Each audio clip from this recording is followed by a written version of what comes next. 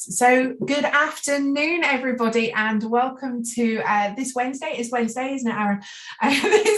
This Wednesday's Lunch and Learn with me, Julie Cameron. I am a business growth specialist with Action Coach, and today I have the absolute pleasure of chatting to Aaron Chandler, who runs Invested Wealth UK here in good old Birmingham. So welcome along today, Aaron.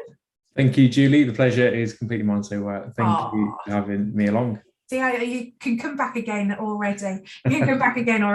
So for those who are listening out on Facebook and LinkedIn, hello. We are live, obviously, on both those platforms. If you pop any questions that you may have for Aaron in the chat boxes, in the comment boxes, then I know that I can pick them up as the question and answers go along, Aaron. And we get to know you a little bit more, and then we can give people a shout out. So pop in there, let us know where you are listening, any questions that you've got for Aaron so I can ask him. Also, for those that are joining us on Zoom this afternoon, hi, we've got Stuart that's just joined us from RBNI, so that's great. Great welcome to Stuart as well. So let's get right to it, Aaron. So tell me about your business journey. The question that I always ask to start off with, tell me about your business journey so far. Where did it all start? So just first I want to say hello to all my fans that are obviously watching us. My business journey started, I think, it did start when I was 18. So I'd planned to take the conventional route of going to university after doing my A-levels. I'd been quite an academic at school, happy to just get my work done and almost do as I'm told, and then go to university, which is kind of the pigeonhole you get put into at school. But then after not getting the results I wanted, and I didn't get into my first choice, I was quite a stubborn 18-year-old and thought, you know what, I don't want to go to university if it's not my first choice. So I decided to defer a year, and then found myself with a year to kill. I didn't want to travel, which what a lot of people were doing because I had no money. It would have been very, very poor traveling. Probably would have gone to Birmingham City and back. That's probably about it. But then I was almost, and then my partner Nikita, she was in the same position, and we were quite fortunate that her dad owns a lot of businesses and gave us the opportunity and the door opening to say, would you like to do a bit of business development work whilst you almost find your feet? Mm-hmm. Did that for around, I'd say, about a year, or 9 to 12 months. Really enjoyed it and decided, you know what, I'm not going to go back to university. I'm enjoying managing my own time, being self-employed, and I don't need to go to university. So I set up my first company in 2017, when I was 19 years old. So Four Corners Property, that was my first business. And we help speed up the conveyancing process when people move house. Okay. And then in 2018, we bought a laundry as a business. I never knew that. Yeah, so we had a laundry for around 2 years or so, I'd say. Unfortunately, we closed before the pandemic due to a flood, which is a nightmare. And maybe Stuart might be able to help if he's still watching. But we dealt with that, and then more recently set up IWUK, so Invested Wealth UK, and we deliver hands-off Forex trading for people who want to dip their toe into the Forex markets. Mm-hmm. So going back to that kind of like that initial year off, I suppose. Yeah. What was it that kind of, Stuart's saying we can arrange flood cover? There you go. So what was it in that year that really made you kind of, you're saying about managing your own time and things, what was there anything else? Was it just that freedom that appealed, not going to uni? I think like going through my entire school life and going through sixth form, you're almost told like you have to go to university. This is the life. You have to go to university, get a job and just work. And that's kind of it. You weren't exposed to being self-employed, setting up a business or taking another route. Yeah. After being exposed to it, you're like, wow, there's like a whole another world here, literally. So that was it was nice as well. And it's something different and people aren't doing the same as you. And it was quite refreshing to know that not everyone was doing what I was doing, if that makes sense. So I was almost like the black sheep. Yeah. And I think during school as well, you're always shot down if you're not going to university. They're almost like, oh, why not? Why don't you want to go to university? Yeah. And thinking back, the thought of having a 40, 50,000 pound debt is frightening. So It is. I'd rather not. No, I totally agree. I think it was on the previous Lunch and Learns that, we chatted about the fact that, at school, you're always asked what you're going to be when you grow up, and nobody ever turns around and says, I want to be a business owner. Exactly. And I think it's difficult as well, because you're asked that question from when you're small. Yeah. And then when you finish your GCSEs and you pick your A levels, you are 15, I think. Yeah. How do you know what you want to do at the age of 50? You haven't done anything. You might really enjoy, I don't know, being an accountant, or you might really enjoy working in retail, or you just don't know. And I think it's difficult that people expect that of young individuals at that age. Yeah. And also you don't get the necessary kind of grounding. Nobody says, well, you do this because it's going to help you set up your own business. You do this because you're going to be a great accountant, or you do this because you've got that aptitude for creativity, so you could go and be a designer or a graphic designer. But they don't talk to you about running your own business. I think it's a great kind of thing that individuals from a young age should actually be taught personally. Be exposed to. Yeah, I completely agree. There's a new business idea for us, Aaron. Expose entrepreneurs to more people. Yeah, no, definitely. So why Four Corners? Why that industry? Why that business? So in Four Corners, to give a bit of history, there's 4 of us in the business, hence the 4 corners, and there's also 4 corners of a house, and like the corporate. Love it. It works, right? So the 4 of us, myself, Nikita, Parish, and Phil, set up in 2017, like I said. And at the moment, when people are moving house, on average today, it takes about 28 weeks, I think it is, or 25 weeks. It's a very, very long time to move house. And back in 2012, it was like a 12-week turnaround to move house. We kind of bring it back. We want to bring it back to how it used to be. Yeah. Because it shouldn't take that long to move house. I mean, you go to even Jersey, which is part of Great Britain as a whole, it takes 4 weeks. But just here, it's a very antiquated system that just takes forever. So with our system called the 4 Moving Pack, we're able to shave 4 to 5 weeks off people moving house, just by streamlining things that solicitors, estate agents don't or may not already do, just to help the end client, the buyer or the seller, move on to their next dwelling sooner. Yeah. Because it's a stressful time. It could be the biggest purchase of your lifetime. You don't need the stress and the delays that come with moving house. So that's kind of our why as a business. So trying to disrupt and change the market a little bit, and how people operate. And is that attracted to, so if I was moving house, would that be something that I would be interested in, or is it something that estate agents, solicitors, it's more geared towards them? So it's more geared towards estate agents, as they're dealing with, it's almost like one-to-many, speaking one-to-many as opposed to just the individual. But by all means, we can speak to individuals who are moving house, and almost guide them as well, and say, oh, have you looked at this? Have you thought about this? And if we are speaking to them on a one-to-one basis, we can build that rapport with them as well, and just give them a bit of some helpful tips on even packing and moving and stuff. So things that people forget. So obviously, brand new business. Obviously, there's 4 of you on there. What was the most exciting thing about setting up that business? I'd say the most exciting thing for me was getting that incorporation certificate. Like, for the first company, that was pretty cool. I think it was the 4th of April, 2017.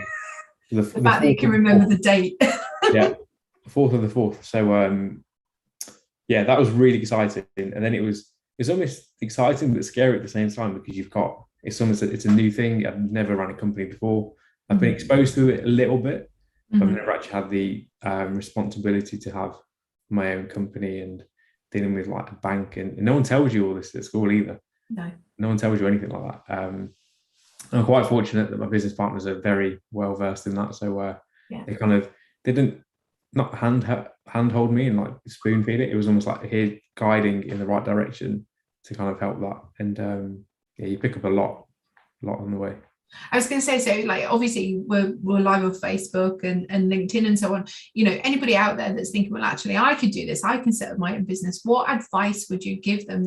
Looking at that first business, okay? Yeah. Looking at just that first one, because we'll move on to the next ones. And I'm sure your journey has progressed and your knowledge obviously has progressed throughout there. But if you're looking to set up your first business, what advice would you give people? I'd say just do it whilst you can. Don't delay, just do it. I think the pandemic has taught a lot of people that things can continue, business can continue. And if you're able to build a business at home or wherever you want to be, just do it. I think don't delay it. And then the freedom will bring itself its reward. Right. It's quite funny because every time I ask that question on this, everyone's like, just do it. Yeah, just take the plunge. I got my there's a couple of friends of mine who have got like business ideas. I'm like, just go and do it. So I don't know if they're watching, but there's a few friends that have got businesses. There's a few people saying hi. There's Nikki, obviously, Nikita. Paresh is saying hi to us, as well as Glenn as well, and Stuart. So there's a few people watching and commenting. So no pressure. No pressure, no pressure. I was going to say, you've got to be nice. So then, you know, obviously you've got this business going, and I'm assuming, you know, that business is still going. Yes. Yeah. Still going on. Yeah.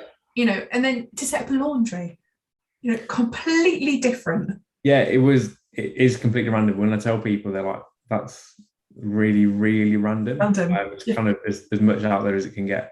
But in all fairness, it came up on the market. I think one of my partners sent me the offer, and it just came at a really good price as a business to buy.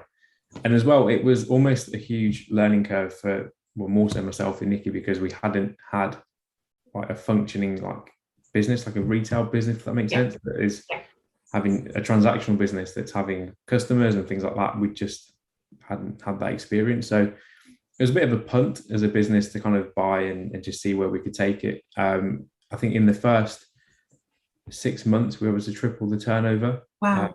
By doing like just basic things that you would think had already been done, but hadn't. Like what? Just, it was little things like social media and implementing that and using that to kind of spread awareness of who we are and where we are. Leaflet drops. I remember physically walking around the streets of Shirley, putting leaflets in people's letterboxes, and also opening times as well. I think that was the another thing. We just opened for a little bit longer so people can come after work and pick up their laundry. So, but thankfully, touch wood, I wasn't really in there doing anyone's laundry. We had staff. There was the odd time where we had to step in, but it was few and far between. But yeah, again, managing staff, never had that experience before either. I've worked with other staff, but never had to manage. I was going to say, and that in itself is a massive challenge. We've just been talking in one of our workshops about the difference between like leadership and management. And actually, if you've not managed people before, it's a massive kind of learning curve, because people are funny people. People are funny. You know, we're all very individual. Yeah, people are very individual, and also I did learn that people weren't too pleased to know that their boss, so to speak, was younger than them. Although I don't think any of us were that bossy, if that makes sense. Yeah, no. I was going to say, was that the biggest challenge of taking that over? What would you say was the biggest challenge? Biggest challenge was probably understanding it, because it was not a mess. It was just trying to know what was going in, like just basically how the books worked and how the business operated. So that took a bit of time. But then just having staff, managing staff was a difficult bit as well, because they could call up on the morning and say, oh, I'm not feeling too well. And then we've got to either find someone that can cover, or we'd have to step in and just take that as we have to jump in. Yeah. And so then you've obviously gone on to Invested Wealth UK. So tell me why that, because again, completely different businesses. Yeah.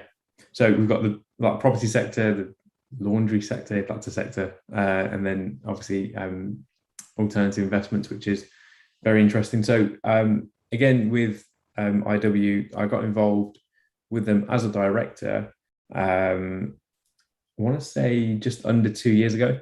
It was definitely before the pandemic. That's kind of my marker in time. It's a marker for a lot of people out there, Aaron. Yeah, but was it BC before pandemic, Yeah. before COVID, or after? I love that. So yeah, got involved initially as an investor, as just someone who was introducing people to the company as, hey, this is really good. Have you looked at it? Because it's an alternative investment. And at the time as well, people were looking at various places to put their money that wasn't just the bank or anything like that, because interest rates were low, but they're even lower now. So people, I think, especially business people, entrepreneurs, they're always looking at different investments and where they can put their money. And entrepreneurs definitely do have an appetite for risk as well. That's why they're entrepreneurs. So yeah, that's kind of how I got involved, just passing referrals over. And then myself and Nikki, so it's myself, Nikita, Parish and Greg, the 4 directors in that company. Again, we've got the experience from Parish and Greg, who've got businesses and stuff, so that's very, very fortunate. But what that meant was we got involved as directors, I think just under 2 years ago. Yeah. And yeah, it kind of just grew from there. We were, again, lucky in that sense because we got involved when it was a functioning business and it was already set up. Yeah. I think moving forward, our roles are more so client relations, like building the brand, building the business, and just getting more people, raising awareness of it. Yeah. And it's obviously, so talk to us a bit more about it. What is invested wealth? Yeah. So what we do is we trade the Forex currency markets. So every day, the price of a currency will change. Let's say you go to, when you can go on holiday to Florida, you might want to change your pounds into dollars. Every day, every moment of every day, that price will move and change. And that could be various things. It could be political changes, economic changes, or it could just be a dodgy tweet that could happen from Donald Trump, which I'm sure you've heard me talk about before, back when he did have Twitter. So that will move all the time. And what we can do is we can trade on that movement. So we can place trades on the currency markets to say we think the price of X currency is going to go up against Y currency. And that's essentially what we do. However, it is an unregulated entity. You can't regulate Forex just because of the volatility of it. Nor are we selling any financial product either. We're just showing people what we're doing. Because quite openly, we're not regulated to do so.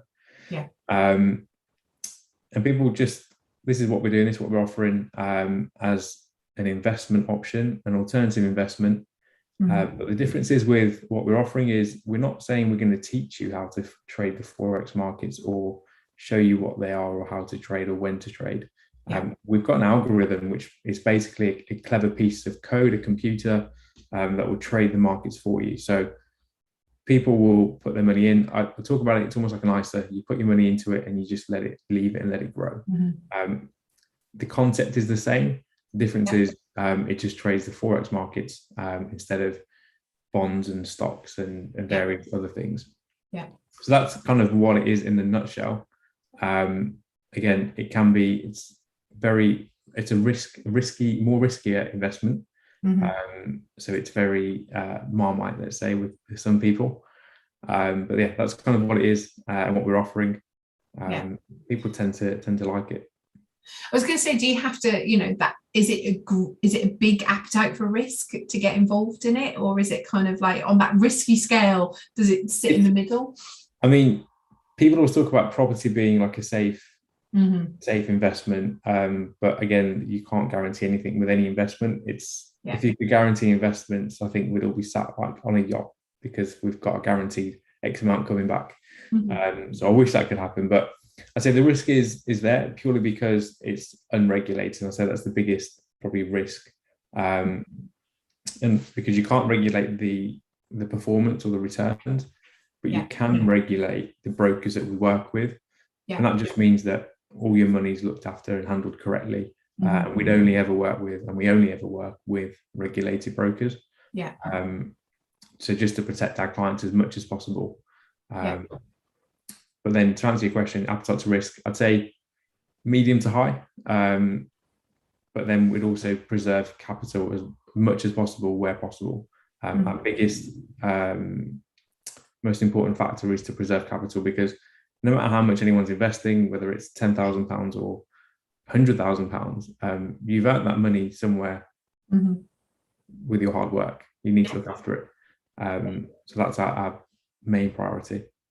Do you find that there's like we've kind of touched on, people with that entrepreneurial spirit and investing the money? Do you find that there's a typical kind of type of person? Is there a typical kind of target market, not target market, but a market that comes to you that wants to invest?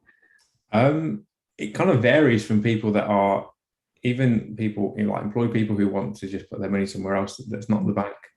A lot of people in the past year have had letters from the bank saying interest rates are going from 0.2% to 0.01. And it's like, after you account for inflation, you're losing money. So again, they're looking at alternative places where they can put it. A lot of people looked at crypto as well. We don't touch crypto because Forex is volatile, but crypto is a completely different beast. So we're not touch it. We don't touch that at the moment. But I think it varies between people. Doctors and dentists typically are really good clients for us. Well, they have been. We've had quite a few sign up or want to get involved. Why do you think that is? The doctor's not supposed to be risky. No, it's crazy. But then I've got a friend of mine who's a dentist, and he did tell me that dentists work hard, but they also party very hard as well. So that might be a bit of a trend. So Might be a bit of a trend. So obviously, you're still in your 20s, Aaron. Do you know what I mean? So people looking at this go, I'm not about to swear on Zoom because I'll probably get kicked off. But amazing accomplishment so far, and to have that kind of 3 businesses. You've set up your own, you've gone into directorship, you've got a partnership with the other one, all equally successful. What's the key to your success? What is it that you could turn around to Joe Blogs out there on Facebook? This is it. This is the reason why.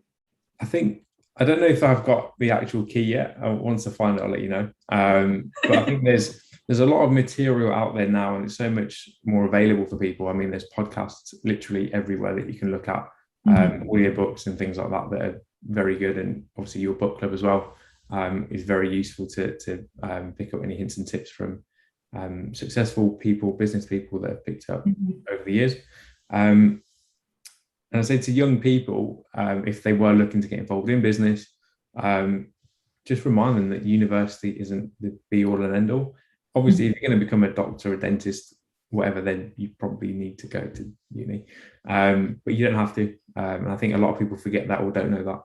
Yeah, no, I would agree. I think there's a lot of people, it was a natural progression. If you look back, say 40 years ago, people didn't go to university. They went and actually learned in the trade, in the job, in the industry that they wanted to go to. And then I think there's been a massive shift that actually education's where it's at. And if you've not, it's that kind of perception, isn't it, that if you don't go to university, then you're not going to amount to anything. Yeah, but actually, as well, I read something recently that said you need to have 2 degrees to stand out from the crowd. Wow. To get a job, that's to get a job at the end. Whereas, because you're not guaranteed anything at the end apart from the debt and maybe the many sore headaches you have. But that's pretty much it. And what I wanted to do after university was to become a pilot, which is another £100,000 worth of lessons and stuff like that. So it's a huge outlay for no guarantee of any return. So why a pilot?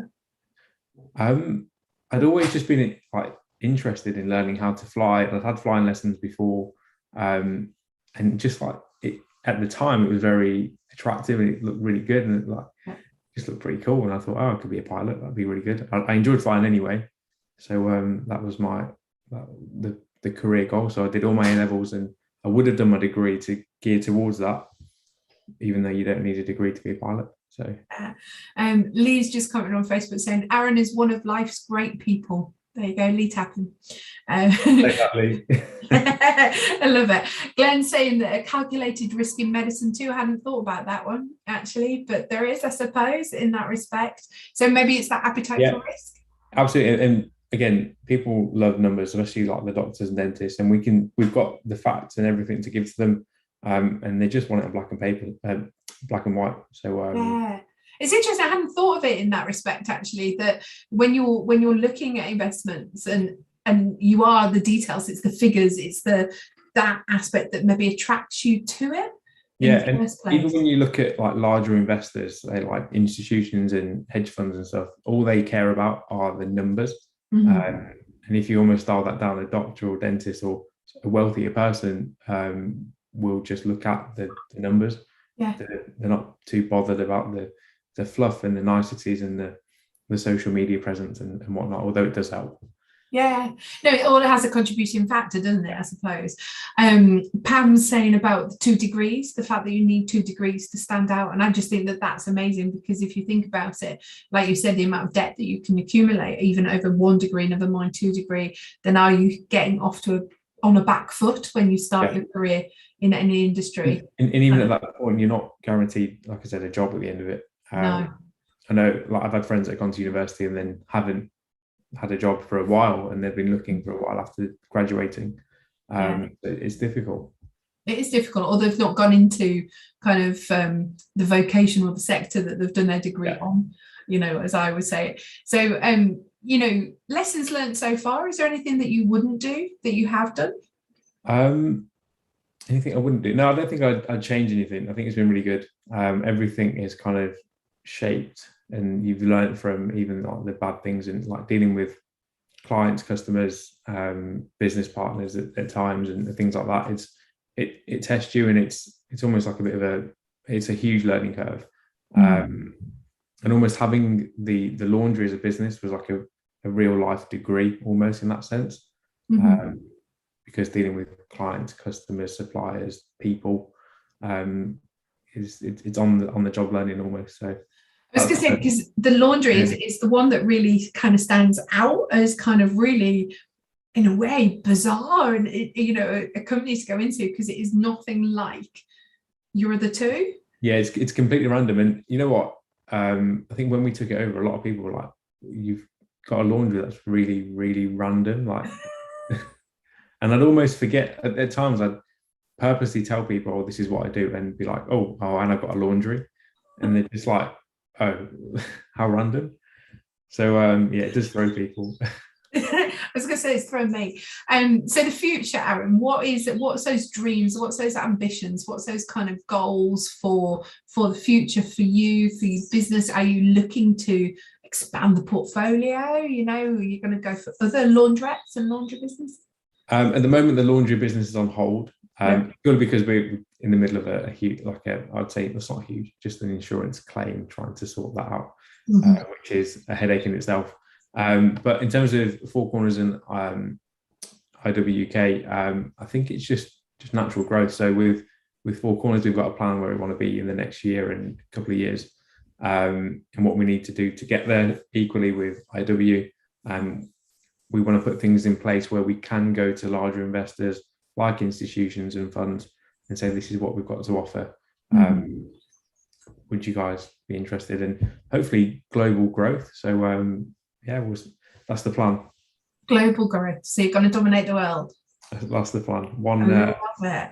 And would you say that the key is planning? Yeah, planning. I think there's that saying, if you don't have a plan, you plan to fail, or something like that. Fail to plan, plan to fail. Yeah, but paraphrased it a little bit. But I think if you haven't got a plan, you've got no direction. It's almost like getting in your car, and without putting anything in the sat nav, you don't know where you're going. So if you've got the end goal in sight, that's what you need to work towards, and then almost work backwards. So if I need to get to X by this date, what do I need to do to get there? Do I need to bring on 10 clients a month, or do I need to bring on 10 clients a week? It's just working out that, and I love numbers and detail, so I'm all for it. I was going to say, then in that case, you're in the right business for it, aren't you? If you like that number and that detail, then you're in a perfect industry for that aspect. So, what would a business need to be? So if a business comes up to you like tomorrow, and this is like for those people that are thinking, well, okay, I could purchase a business, I could create my own business. Would you say that it's having done both in a way? Is it easier to purchase an existing business, or is it easier to kind of start one from scratch? I think if there's a business opportunity that you can buy, and there's key things that you can change and definitely make a difference. Like for instance, with the laundry, when we took over, it was only open, I think it was like 9 till 11, and then closed between 11 and 2. Okay. And then open again at like 2 to 5, and it just didn't make sense. So we opened for the full day, which is one thing. And that was just one of the things that we did. So if you've got things like that you can do to a business to improve it, then that kind of makes sense. Or if you've got an interest in that sector, then definitely go for it. I don't think I had an interest in laundry at that time. I love it. But it worked, and I think setting up a business is also very exciting. It's a fun time, and I think a lot of people need to like enjoy that process as well. And I think it is difficult in setting up a business, because you see all over social media and in books that you need to work 20-hour days, and you sleep and you run on coffee, and you've got like an IV drip into your veins with coffee. It's just not realistic. And I think at times as well, you just kind of need to take the journey as it comes, and just work with it. I mean, we've all had the pandemic, and we've got through it, so I think we'll be all right. Yeah. How has the pandemic affected you guys at Invested Wealth? So with that business, we were quite lucky in the sense that we were still able to operate and still trade, because the markets didn't stop, and they don't stop. They had a bit of a blip, I'd say, at the start of the pandemic, but it just continued because money's still being moved over the world, so the price will still move anyway. So we're still able to operate, and it was completely fine. We had a few clients that decided to pull their money out because of the uncertainty, which is completely fine. But then after a couple of months, we were doing really well, because again, people were looking at different places to put their money, and they weren't spending as much either, because they can't go anywhere.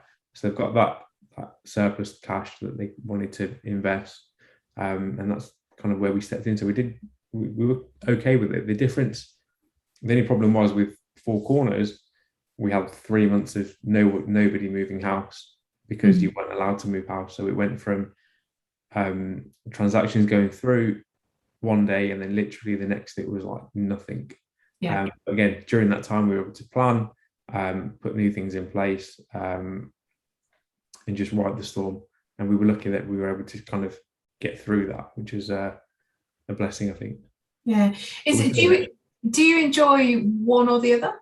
Is there something that, like, if I say to you, right, okay, Aaron, today you've got to work on one of your businesses, which one would it be?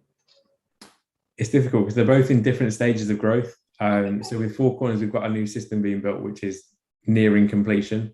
So if you ask me right now, I'd say IW, because so Invested Wealth, because we've got something to go with, but we're just waiting for developers on Four Corners. So I'm almost like crossing my legs and crossing everything, that just need to hold tight, and then I can go out and tell everyone about it. So is that the key to a successful business, to always innovate, always move things forward, kind of keep going? I think so, because I think if you don't innovate, then you kind of get wrapped up and lost. If you think about Blockbuster, I mean, that's a different scale, but they're the opportunity to innovate and buy Netflix for, I think, a few million. And now there's, I think, one Blockbuster store left. Or maybe two. I think one's an Airbnb that you can stay in. No, I didn't know that one. There's a Blockbuster Airbnb you can stay in America, which that's kind of what they've resorted to, which is a shame. So I think you have to evolve and change with the times, and I think a lot of people, especially now as well, again, going back to the pandemic, they've gone online, who maybe they wouldn't have before. I know a lot of businesses are now online only. They don't have a presence. Work from home, that's a big thing as well. They don't have an office anymore. So you need to innovate and change and almost adapt. Otherwise, you'll get swallowed up by the times. Yeah, and kind of your customers as well, I think, will feel that you're not moving forward, in that respect. So, we're a big, I was doing some research the other day, and it was saying about that your customers are always demanding more. They're always demanding kind of, in a way, that ultimate customer service. But equally, if you do that same customer service 3 or 4 times, they get bored and they want more. And they want more. And people leave us as customers because they perceive that we don't care about them, because we're not constantly giving kind of better offers or better service or innovative kind of products and ideas. Yeah, it's almost like so it's funny you say that. So I'm a huge Apple fan. So the Apple event was yesterday, and I was watching it with it was like me and Nikki were watching it yesterday. And the new iPhone is all like shiny, it's all new, it's all amazing. And there's a few features on it that I don't think the normal person would use, but they've still put it on. They've still got it on the phone because it's just there. They've innovated and they're changing with the times. And again, it makes people feel like they care about them because they're giving this new feature. Yeah. That they're probably not going to use, but it's still there. It's still there, and you can. And you're ordering one. Yeah. So in a few weeks' time, Aaron will have the new iPhone. But it's so true. But it's so true. We were talking about it with regards to kind of products and product offering, and you for investment, you can start as little as, I believe, from my memory, is like 10,000. Am I right? 10,000, yeah. Is the minimum investment, but you can go up to whatever kind of figure you want to. But if you equally just concentrated on the lower figure, people wouldn't think that you could. Yeah, exactly. And people don't realize that you can, absolutely. Yeah. And they kind of think it's capped at the 10, 20,000 mark.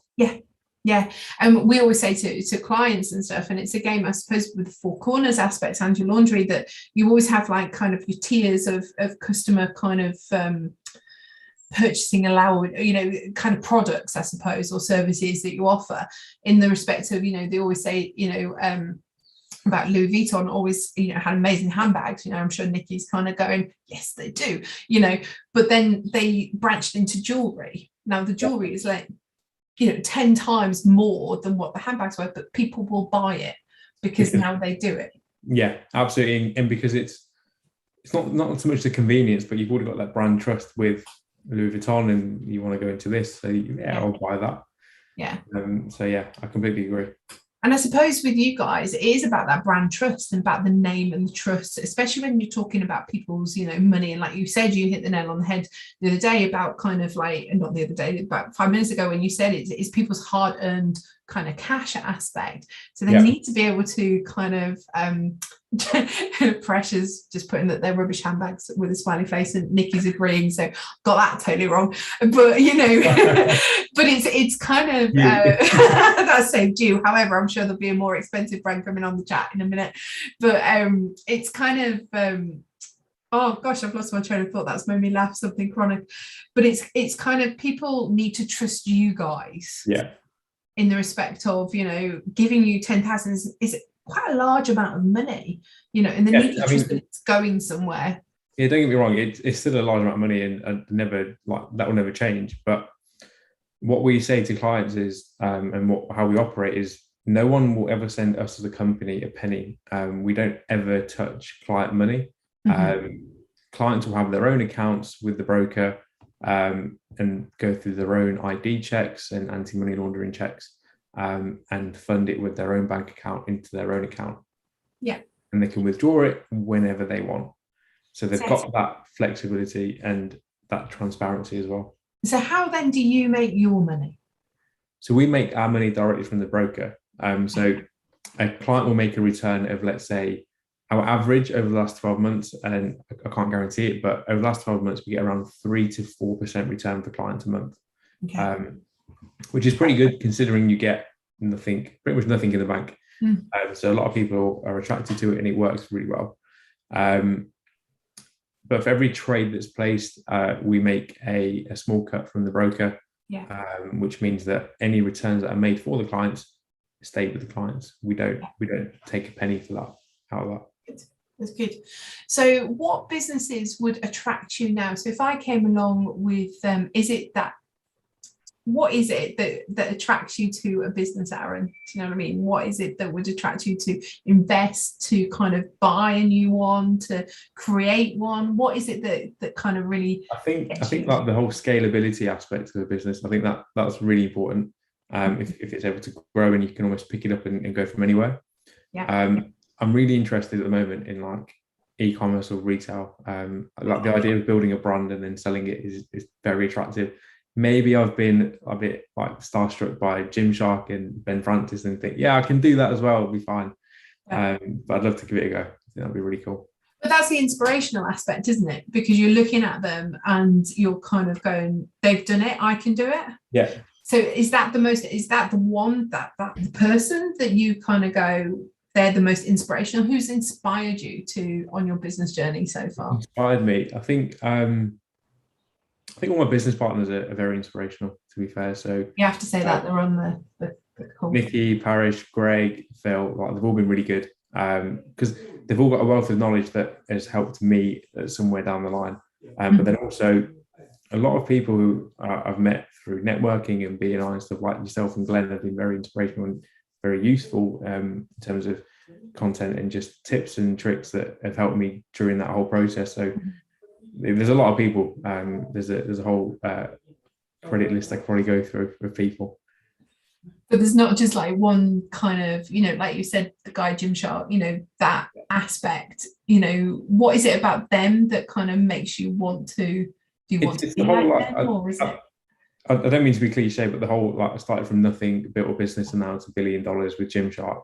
I think that's crazy. The fact that he started only down the road in Solihull and has built a business worth $1 billion is just incredible. I mean, I wear Gymshark literally all the time, working from home with their joggers. It's all good. So I think it's great, and I'd love to be able to do that as well, and then fill a need as well for people. Yeah. What's stopping you? Nothing at the moment. I just need to get on with it, I think. So that when I said to you about the advice that you would give someone, I just need to get on with it. Yeah. I was going to say, sometimes it's really it's challenging to listen to our own advice. Yeah, no, I completely agree. I mean, I completely agree. Yeah, I do need to just get on with it and just bite the bullet. Love it. Matt's also on the call today. He's saying hi to everybody. Nikita is saying she's not agreeing with her dad about with Paresh about the rubbish handbags. So sorry, they're great handbags. Oh. So you're in trouble, Aaron. Totally in trouble, but hey ho, not to worry. Cool. So if somebody was looking to get involved with investment wealth, how would they go about it? So they can reach out to us either way. I mean, you can find my details on LinkedIn. Feel free to connect or drop me a message. Or we've got our website, so iw-uk.com. If we've got a submission form, if you just fill that in with the details, I'm happy to pick that up. I pick that up anyway. Yeah. Happy to just have a chat and explain what we do, answer any questions. Again, just kind of help you feel at ease, and if it's not for you, then it's not for you. It's completely fine. Yeah, so always open for that chat. And I suppose that in a way that's what your kind of your businesses have been based on, that relationship building. I think I was fortunate that early in my business journey, I joined obviously BNI networking, which kind of taught me that businesses are built on relationships, and without that, you need that to build a business. And they always say it's not what you know, it's who you know. And that's been paramount, ingrained, I think, in my skull. So yeah, that's kind of. And it is true. I mean, we do a lot about relationship marketing and creating those kind of strategic alliances with people and host beneficiaries, but equally just that networking aspect and going into a networking meeting thinking, well, actually, I'm not here to sell to the room, but I'm here to kind of get those coffee chats or to get those one-to-ones or to get to know people, and it becomes that kind of enlightening, I suppose, experience that you're not going away going, well, I haven't sold today. Yeah. You're going away with a positive. Yeah, absolutely. And I think it's like with places like BNI, everyone's very like-minded, happy to help you, and very supportive. I mean, the first time I went to a BNI meeting at the age of 18, I was very, very petrified. I was dreading it. The thought of having to stand up and talk in front of 20, 30 business owners, I was like, no, I'm not a fan at all. I must have hated it as soon as I left the room. But now I am, as a 6-year member, still here. So 6 years, good inspiration. Yeah, it's been 6 years. Yeah. It's flown by, but again, you surround yourself with like-minded people, and people who are there to help you and grow with you. And I think you'll be destined for success. Yeah. And I mean, we should mention, you've been president of that chapter as well. It's how we've met through BNI. And so for somebody, and and I hope it doesn't come across as ageist at all or a comment, but you are only 24. Yeah, no, absolutely. And I think that was a big hurdle to kind of get over as well, because going through a business at age 18, 19 to 24, you have to, it's a bit harder to win people's trust. I say that's the only hurdle that I've had at those ages, especially with Four Corners. We're dealing with solicitors. Typically they'll see a 19, 21-year-old and be like, no, he's got no idea what he's talking about. When I can actually help them and help their clients, and it's just getting over that mindset with them. But yeah, it's definitely worth it. And how do you get over that with somebody? How do you challenge their way of thinking? It's almost like proof in the pudding. Like if you try it, see how it goes, and I will show you and deliver that we can benefit what you do with us. Mm-hmm. I think that's probably the only way I kind of got around it. But it's getting to that point was probably the most difficult. Because a lot of, again, I've been stereotypical, but a lot of solicitors are very stuck in their ways. They don't like change. And probably every solicitor that watches this is happy for change, and is the complete opposite, I'm sure. You never know. That's kind of typically how they operate. So just getting over that hurdle was probably the biggest issue. But, and I suppose obviously, not going through the whole kind of university aspect, you're kind of bringing the journey that potentially you could have been on after university forward by like 3-4 years, or potentially 5 years, depending on what you were studying, etc. So therefore it's challenging for them to get over that kind of mindset. They're almost like, oh, you haven't been to university. Yes. It's like you haven't ticked that box. But it's almost like, no, I can deliver it. It does work. I don't just need a degree. It means nothing. It's a piece of paper. I'm sure I'll put my name on a piece of paper, it'll be fine. No, I was going to say, I've got a degree, it literally, what I found was that I did mine in hospitality management and business management and stuff. So, and actually have gone into that field, but I can actually, on one hand, potentially say maybe 2 or 3 people that are still in that industry from my university year of about 40 or 50. I've got friends that have studied like maths, got a first, and hated it, never got into it. Currently works in retail. So it's crazy. It's a crazy time, and I think it's a testing time as well. But again, for some people, university is perfect because it gives them that next step. Yes. Definitely. So obviously there's people out on Facebook, they're going to be setting up new businesses, setting up kind of innovative kind of ideas. If they need any help, support, advice, Aaron, where should they turn to? Where should they go? What would you recommend them to do? There's loads of material that you can pick up online in either podcast videos, books, audiobooks. There's a few that I'd recommend. I think 0 to 1 is a very good one from Peter Thiel. It kind of gives the foundation of business and talks a lot about Elon Musk and his kind of journey as well. But that is almost setting the foundations in business and making sure that all your ducks are in line before you kind of go out and sell to everyone. But then also another good book is the Chimp Paradox. I'm sure you've heard me go on about it many times, but to get yourself in that mindset of understanding business and how to cope with no's, I think that's the biggest thing. Because there will be no's that you hear, and it can be quite demoralizing, but you just need to keep on and just keep pushing.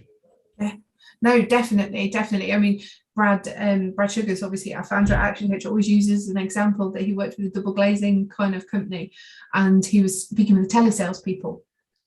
And he was saying that this one guy had this amazing attitude, amazing mindset that he knew, and it goes back to knowing your figures, I suppose, as well, that he knew that for every 100th call he made, he would get a sale.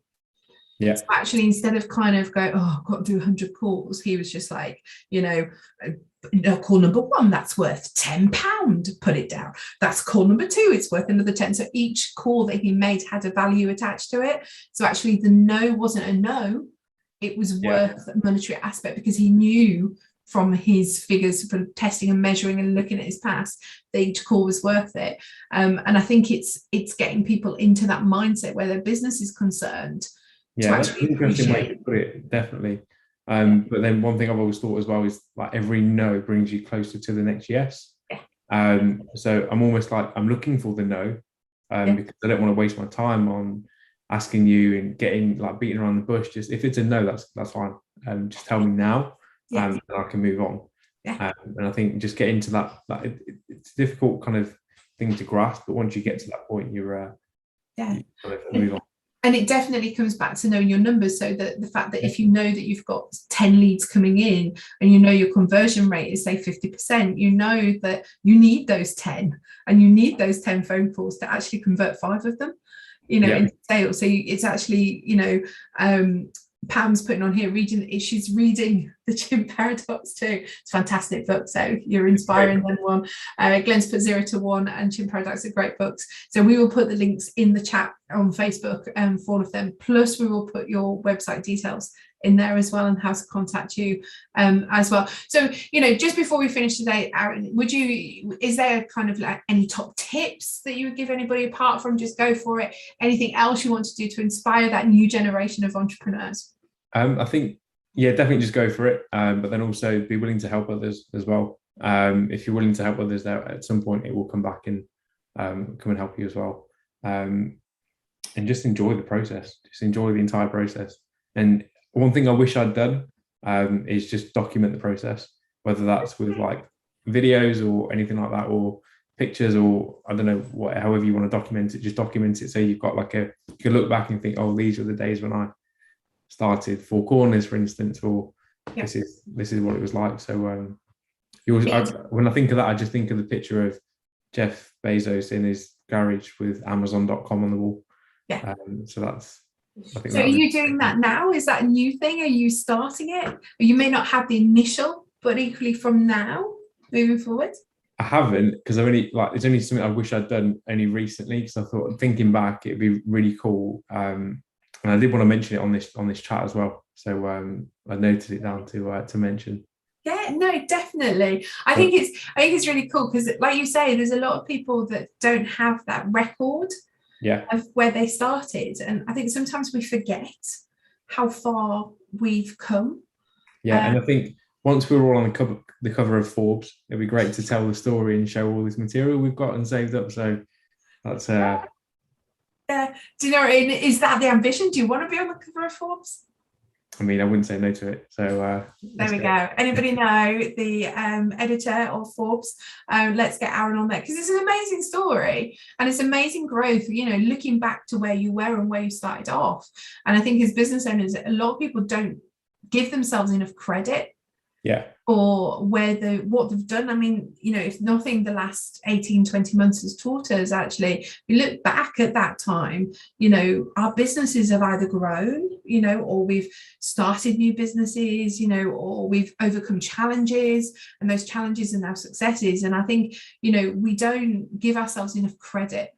Yeah, we don't give it the credit. And then also I don't think as business owners, we give ourselves like the time out as well. Yeah.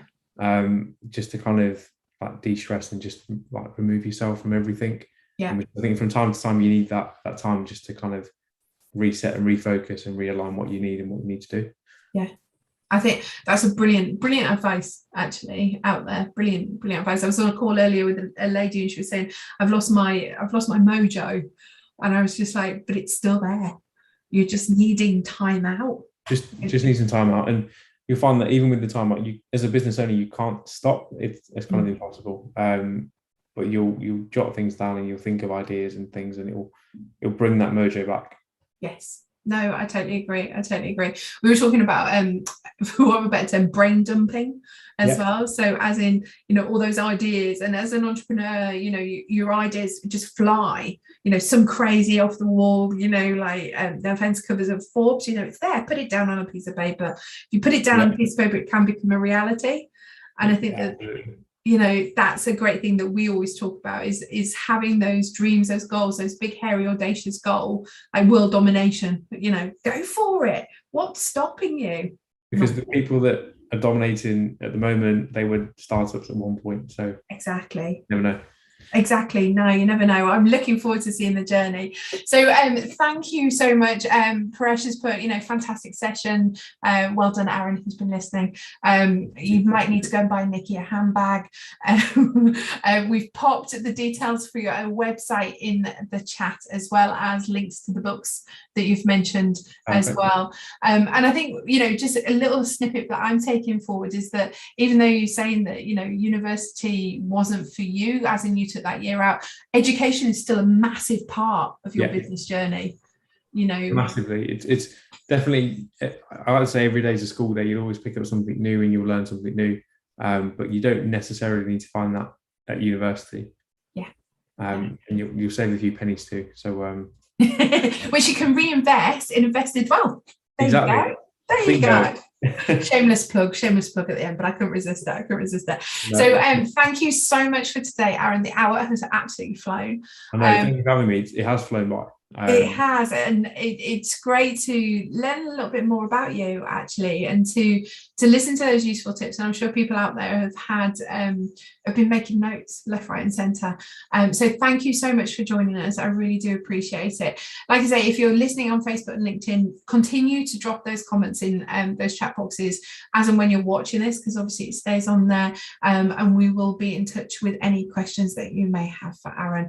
On Mondays, Lunch and Learn. Here's one. I'm going to mention the C word. It's Christmas on Lunch and Learn. I am going to be joined by Susie Lowell from Esher Corporate Events, Rachel McGillian-Fee from Isel Digital, and also Lisa Organ from Lisa Sweet Treats, to talk about Christmas and why planning in a retail aspect for events such as Christmas, we need to get in there like now, basically. So it should be a good one. We might even have Christmas music and be wearing Christmas jumpers on it. So there we go. Around so soon.